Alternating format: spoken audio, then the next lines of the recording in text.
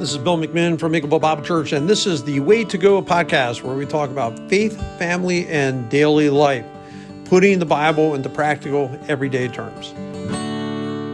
Welcome to the Way to Go podcast. Bill McMinn along with Steve Sargent. Glad to have you here with me, buddy. Thank you. Glad to be here. I know. I need to see here more. I know. We always work at it, though. It's not like we don't work at trying to get together. We do contact each other. We do talk. Yes. Yeah.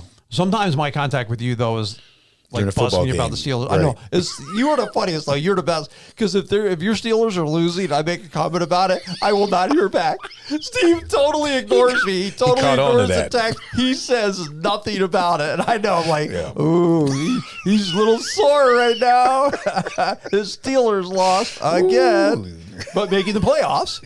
Yep. So, yes, we are. The standard is the standard, as we say in Pittsburgh. Yes. It is the only game. I have Paramount, and I get CBS games. Okay. Of all the playoff games, it's the only game on CBS that I can watch is the Buffalo Bills and the Steelers. So I will actually watch it on Sunday. I look forward to it.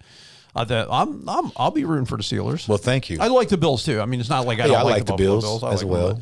Yeah, Steelers, Pennsylvania team, not close by. I didn't grow up in the Browns-Steelers rivalry because I was an Eagles fan in the East, so you didn't have that. Like, you could be – the nice thing is, and they should change it in Ohio to make it this way too, but I could root for the Steelers in the AFC and the Eagles in the NFC. So when the Steelers were in the Super Bowl, I mean, they were our team. We used to root, and, man, we were – yeah, we love the Steelers. And you didn't even have to, there was no rivalry at all. Sure, because they only played every so many years. Right. 4 years. It would be kind of nice if they took the Bengals or the Browns, one of them, put them in the NFC.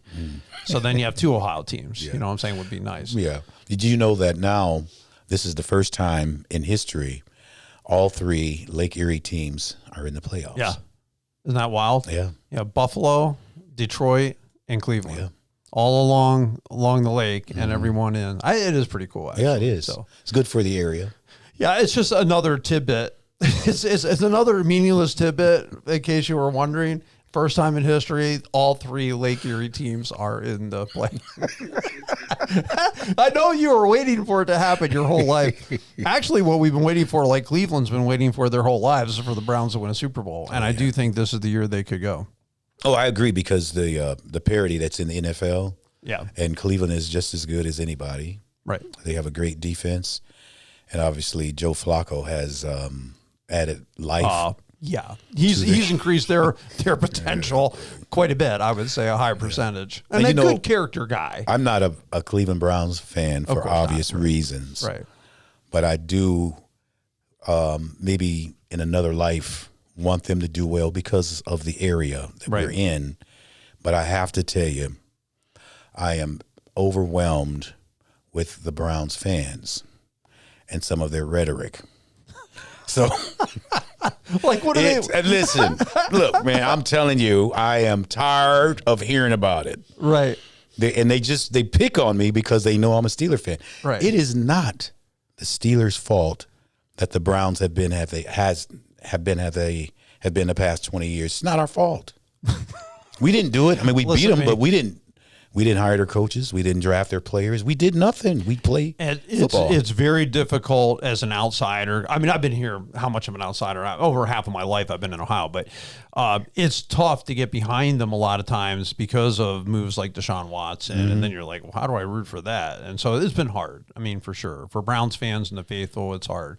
But they're rough, just like any other. Come on, you know Pittsburgh. If you're down in Pittsburgh, they're a rough crew. They always make fun of every team. They're the worst fans in the NFL. They say it to me as an Eagles fan. People send me videos about it, and Eagles fans doing mean things to other people and stuff. Oh, you're an Eagles fan. This is how they are. Oh, yeah. I'm like, have you ever paid attention? They're a Browns fan. I said, have you ever been to a Browns game? Have you ever been to see how they treat the opposing players? Because let me tell you what, I've seen them sing-song curse words around an Oakland Raiders fan one day. We weren't even in the gate yet. They were standing around had them all in circle, singing, chanting curse words at them. It was like, my daughter with me, and like, okay. It amused me. My wife, one time, the Philadelphia Eagles played them. She wore a green turtleneck. It didn't even say Eagles on it or anything. They were cursing around on the way because the Eagles won that day. They were cursing her out on the way through. It was so bad I couldn't even walk next to her. I had to curse at her. It was so bad. I had to get right in there and point the finger at her. You can't beat them, join them, right? Exactly. I'm just kidding. But I actually put a brown shirt on to leave the stadium because I knew it was going to happen. So it was hilarious though. I mean, honestly, like I didn't go by, oh, you nasty old Browns, because I came from the Eagles area. So, you know, I know what it's like. It didn't bother me at all. I was amused by it actually. But, yeah. The history of winning in Pittsburgh with the Steelers, you're talking generations now. It's not just 5 years or what, really since the early 70s. So when you go to a game, and I was at the game when they played the Bengals when Mason Rudolph made his off the bench comeback and became a part of our team. The atmosphere is unbelievable. Number one, there's an expectation. Right. They're the winningest team in football since 1970 when the NFL and the AFL combined to form the NFL. Right. And at home, they have one of the best home records through those decades. Right. Even now, they haven't had a losing season at home in almost 20-some years. In Mike Tomlin's tenure, they've never had a losing season period. With Mike. But they haven't had one at home. So when you're in Pittsburgh watching them play, there's a level of expectancy, regardless of who they're playing. Right. And most of the time, it's true. Most of the times, you walk away and you won. You know what? What? We should go to church like that.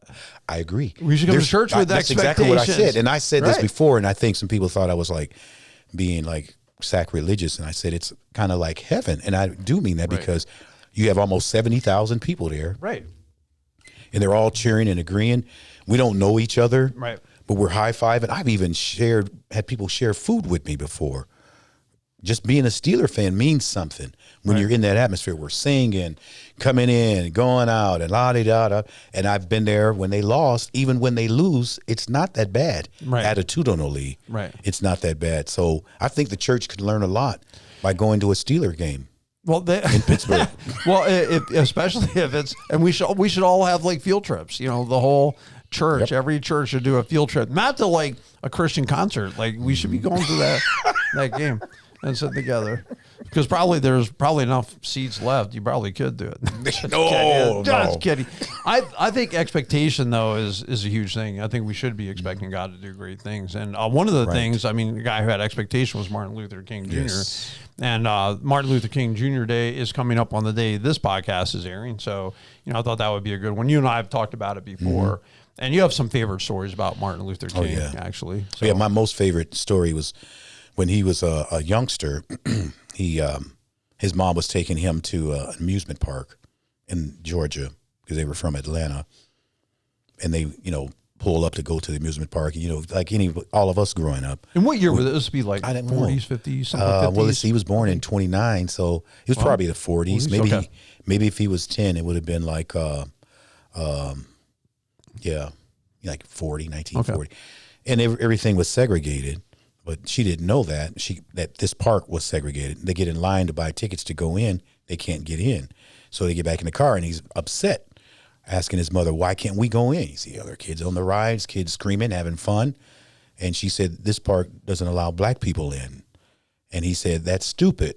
When I get older, I'm going to change that. Right. And his mom said, Martin, you can't change the world. Right. But he did. He did. So in reality, he was a little kid with a dream to change the world. Right. And he had a lot of good things. I mean, as a preacher, he had a lot of good quotes and a lot of good comments to say. And I love that one. I have a dream that my 4 little children will one day live in a nation where they will not be judged by the color of their skin, but by the content of their character. Yeah. Yep. That's one of his probably famous quotes. Right. And I'm glad that, 3 of his 4 kids are still living. And they have, lived to see that happen. Right. Do you think that that's an accurate statement today? I mean, when I think about that, will not be judged by the color of their skin, but by the content of their character. It's not. I think it's accurate because it doesn't mean you're never judged by something other than that. I'm not saying that it's perfect, but compared to what it was when he made that statement, August 28th, 1963, to today, there is such a big difference. There's a large improvement. Do we need to improve more? Of course. But just for them to be able to be little kids and see how it was, and to live today and see how it is. Yes, it's a lot different. Yeah, I mean, I think there's access for everybody. I mean, we're blessed to live in Northern Ohio, and I know there's racism anywhere, I'm sure. Right. I don't see it. I mean, of course, why would I see it anyway? Maybe you say, what are you talking about? Of course you don't see it. But I'm saying I see a lot of black and whites together, and everyone's always getting together amicably. If I said that word right, but we're so friendly, whether you're at the West Side Market or you're at a game or you're just walking around. Like, I just never have ever encountered problems here or seen it. And I've talked to people too who live in Cleveland and kind of interviewed them sometimes. I've seen them at, a yard sale and things were going on. I'd be like, hey, what do you think about this? I read this in the paper. I've seen this. And they're like, well, not here as much, so I think we do live in a blessed. We do live in a blessed area, but I do believe that the media likes to keep us divided. I believe that they like to foment all these things, like we don't get along, or, there's some latent hate that I have for, anyone who's not white, as a white guy, and especially when you're a Christian and what they call cisgender and conservative and Christian, all that. It's all of a sudden now I don't have as much of a voice because they don't want to hear from you because you're a majority. They consider that like majority. And we almost live in a society where whoever the minority is, like the smallest fraction, they want to give the loudest voice, which really kind of turns society on its ear after a while. Sure. Well, bad news sells, controversy sells. If you do something nice, we get together. I always use as an example, and this is also a point of interest, that Martin Luther King was a member of the YMCA.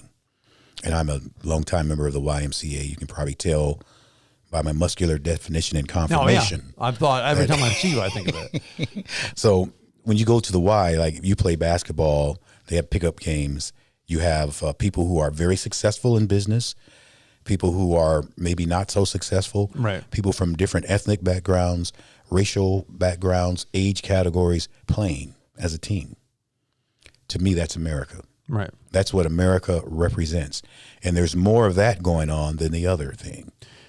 The one thing I see in the country is I see opportunity. Absolutely. If you want to hustle and you want to work hard, I don't care what the color of your skin is. You're going to work hard. That's going to somehow get noticed, and people are going to have you working for them, right? Oh, yeah. And you're going to have an opportunity to be successful. Anything's possible with hard work. So, but the negative attitudes, I don't think a lot gets done. If we're sitting around negative about each other or negative about the world, I don't see a lot of good happening there. One thing that Martin Luther King Jr. said was, we must not distrust all white people, for many of our white brothers have come to realize that their destiny is tied up with our destiny.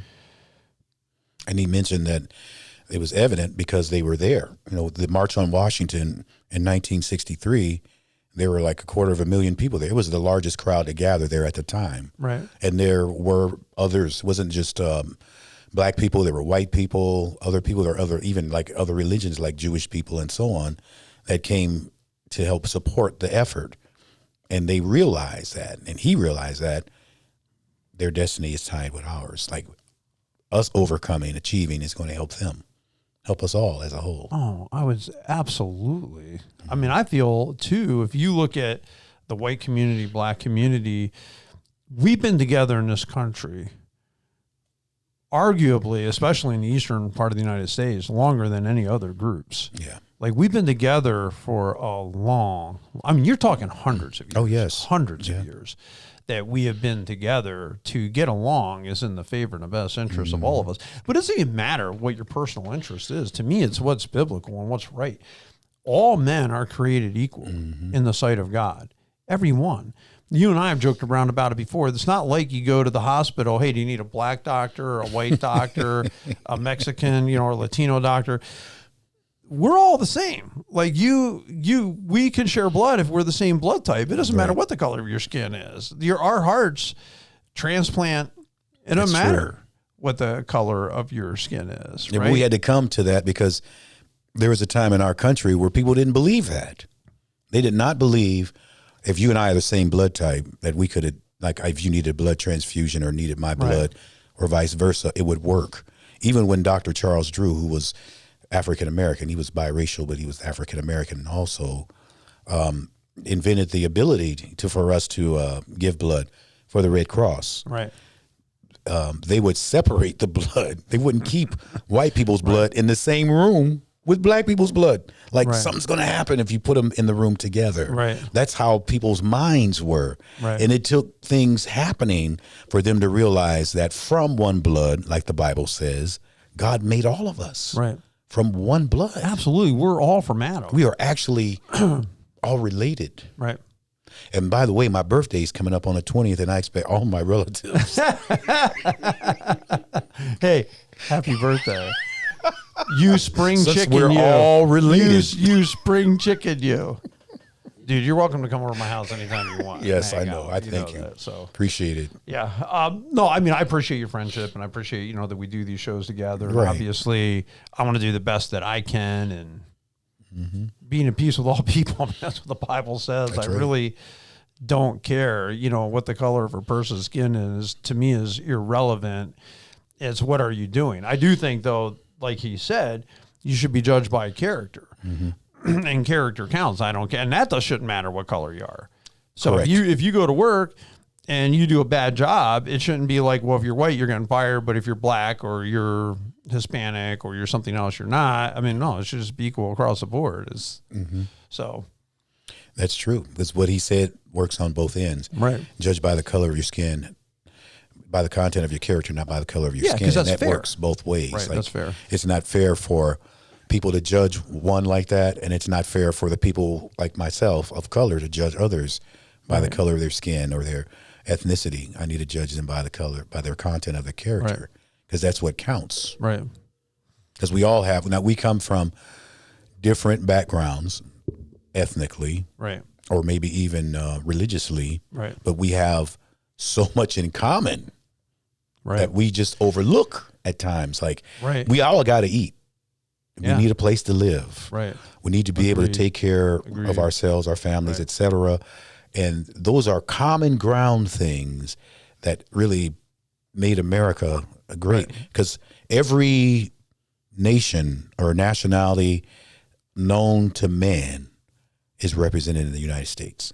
Right. And there are a lot of countries that cannot say that. Right. That is true. You can say that here Right. in the United States. And it you- remains the land of And opportunity. it is the land of opportunity, and I think it's a great country. I mean, I do think that we have ideological problems. Sure. I believe there's deep spiritual problems in the Oh, country absolutely. that need to be rectified. And I think one of the problems is we're not standing on truth. And when you're not standing on truth, man, anything can happen. Truth. When they used to say that a black person was 3/5 human is the way they would count it. Now, that was a vote count thing. As I was researching that recently, it was about how, because they were afraid in the North, well, if you put the slave population within, then they're going to outvote us on everything, electoral college, blah, blah, blah, blah, blah, blah. And so they wanted to count that, but I still think it was awful, no matter what your justification or your excuse is. And to me, it allowed them to be mistreated, or you don't have a vote, or can't ride the bus, or can't go to the amusement park. And this goes on then for decades after the Civil War is over. Of course, in the North, that's not how it was that I know of. It wasn't like that. It wasn't Right, because we fought like for all the things freedom. equal, but it wasn't nowhere near what it was in the South. Right. It wasn't the same. So I look at that kind of thing, and to me, even when it comes throwing another topic out there, abortion, why do we have that? Because you don't see that child as being 100% human. You somehow discount the full value of the child in the womb because it hasn't been born yet. Yet it's still in the image of God, still has value. That's why as a church, to me, we got to protect life all over the place. We got to be, there's no room for racism in the church. If you look at, biblically speaking, all are sinners, all need Christ. Yeah. All are going to the same heaven, all the same. All life has value. Elderly people in the nursing home to that child in the womb. And that's how we should view it as Christians, and to make sure that anything that goes against that truth that would be popping up in our sinful hearts, all right, needs to be adjusted. Our attitudes need to be adjusted to what the truth is. Right. The truth is all men are created in the image of God, and that image of God gives your life phenomenal value. That's very true. From the beginning, even when, like God told Isaiah before, you were born, while you were in your mom's womb, I ordained you. Right. to be a prophet. Right. So, and even when the story of Jesus' mother Mary, when she came in contact with her cousin, Elizabeth, the mother of John the Baptist, she's 6 months pregnant. And they came, after Gabriel had visited them both at different occasions, she went to see her. And the Bible says that John the Baptist leaped in her womb, in Elizabeth's womb, not because, I feel like running out of here. It was because of he knew that she was coming in contact with a woman that was going to deliver the Messiah. Right. So even then, he's 6 months in the womb. God was dealing with him. Life has value. Right. All life has value. Right. And I do appreciate sometimes I don't think you understand it, like the significance of a Martin Luther King Jr. growing up, let's say mountains in northeastern Pennsylvania. It's mostly white. No, there's no real racism to speak of. There's hardly even an opportunity for racism. That's going to say you didn't have Typically, a chance. anybody, if they were Hispanic or black, they were very popular, very well received. So I never saw it. And I would talk to my dad about it when I was a teenager, and I would say, "Well, Dad, I don't see, like, what's the problem? Like, I don't get it." He goes, "Well, son, that's because you live here." Yeah. And don't come from, like, he came more from the Philadelphia area, so he saw more stuff. He saw more of the turmoil. Then when I lived in the South, like, I saw the way I was treated. Forget the way I'm treated, like how I was treated at times. And I'm like, okay. Treated because you were from the North? No, it's just, I don't know. There was just one time I was waiting my turn to go into, it doesn't matter. It was rude behavior. And, I get it, but I still felt like, there's no racism. Like, for me, I mean, I didn't grow up that way. Like, I didn't grow up not liking people, if that makes sense. Like, you don't grow up not liking Jews or not liking Hispanic or not liking. It's a trained or learned behavior. Therefore, the Martin Luther King Jr. story, he's a historic character. You love the I Have a Dream speech, and you know that kind of stuff, and he led the way, and you're like, yeah. Like, definitely. Like, this is ridiculous that you ever had a water fountain a black person can't drink from, or you have a pool a black person can't swim in, or you have this is nonsense. You know what I'm saying? So you could always see it, but I still believe in talking to you as I've grown up that I've come to a deeper appreciation for the man and for the holiday, why there is a holiday, why it's an important holiday, why I don't think you can see that as a kid. Yeah. You understand? Like, but as an adult and as I've grown and read more about it, you can see why, no, that guy was super significant. Very true. And he said, Martin Luther King said, people hate each other. He said, men hate each other because they don't understand each other. No, they fear each other. They fear each other because they don't understand each other. Right. They don't understand each other because they're separated from each other. Right. So if you have your world, we have ours. And when I say world, it'd be our neighborhood, our street, or our household that doesn't appreciate or affiliate with people because of maybe the color of their skin or something of that nature, then we have a hatred we develop. Right. It's not something we're born with. Right. A little kid doesn't know, like, if a little kid will play with another little kid. Right. They don't care even if they're clean or dirty. Right. They don't know anything. They just play with them. There's another kid. There's somebody else in a stroller, and they sound like me or look like me, and they'll play with them. We train people to hate. Right. And sometimes we do it unconsciously. Right. But we train people to hate. Absolutely. And some areas do. I think that was the mentality. Oh my goodness. Yes. Oh, yeah. I've heard horrible statements in my life. Horrible. It was shocking to me. I remember I was in college and somebody said something extremely racist, and I was in shock. I was at their house for dinner. I was just an apprentice at a church, and they were sending me all these different homes, and a guy the words that came out of his mouth was like, this is ridiculous. Like, seriously, like, I'm in almost like dumbfounded. I can't believe people actually think this way. You know what I'm saying? But there he was. Yeah. There he was. He was thinking that way. So, but I didn't encounter a lot of it. I would see it sometimes, but not a lot, because I do believe in this. The Bible. All men are created in the image of God, as our Declaration of Independence says. All men are created equal in the image of God and have the right to life, liberty, and the pursuit of happiness. And these are things that principles that we must stand firm upon. Sure. And also the principle of allowing freedom too, because I realize, like, for the church, we get a bad rap sometimes. I think the church realizes more than probably anyone else how important freedom is. we're not the ones that are going to be ripping on people who are different than us. We're not the ones. We're going to say, hey, you know, you have a right to think what you want. I have a right to say I think it's wrong, but I don't hate you. Yeah. I don't hate you for it. That's very important. Right. I have a right to stand on the truth, but I don't hate people who disagree with me, because I realize if that person there doesn't have freedom, then neither do I. And for me to exist, for me to be a Christian and to be without persecution, there has to be that freedom. That's true. Right. That man, you couldn't have put it any better. I'm Right. going to give you an A for today. All right. Yeah, thanks. I appreciate it, brother. To me, it's an important topic. I would encourage people, Martin Luther King Day, you know, you can Google something, get his quotes, read about him, the story of his life and how he became a minister and a pastor.